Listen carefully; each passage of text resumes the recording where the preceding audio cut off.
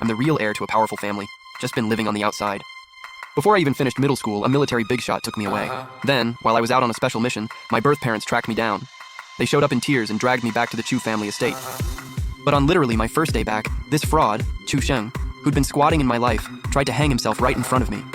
My birth parents immediately rushed over, grabbed his legs, and shot me death glares, like, what kind of welcome is this? I already knew what this was. Chu Sheng was pulling a pity play. This is your fault. Why didn't you save him, B-Fan?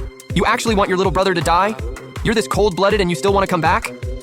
The way they went off without asking a single question, honestly, almost made me laugh. I couldn't help but clap back. You people are that rich and never thought to get your heads checked?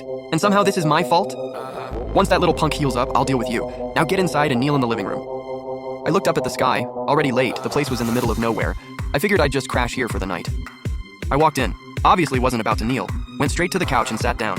A few minutes later, Chu's parents came downstairs, with a cold, emotionless woman trailing behind them. She was stunning, but her face was completely blank.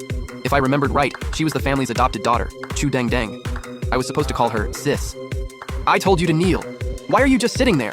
You come back and immediately disrespect your father? You ungrateful little...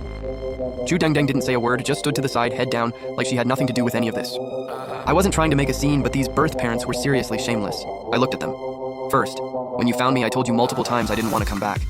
You bribed my foster parents and forced me here.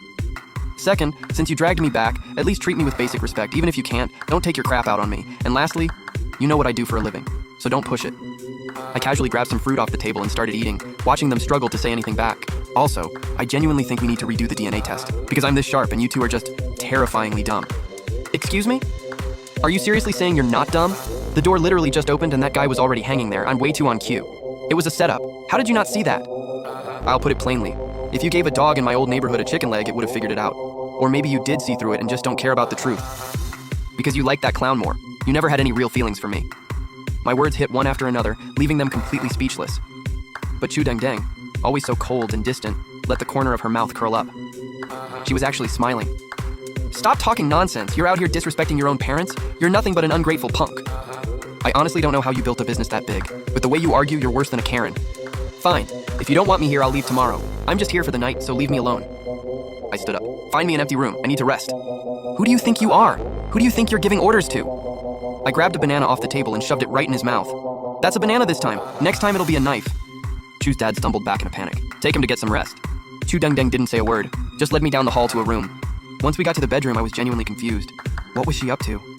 Don't overthink it. This is the only room in the entire villa that's actually mine.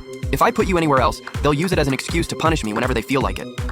I didn't ask any more questions. Walked over to the desk, pulled out my laptop, and got to work.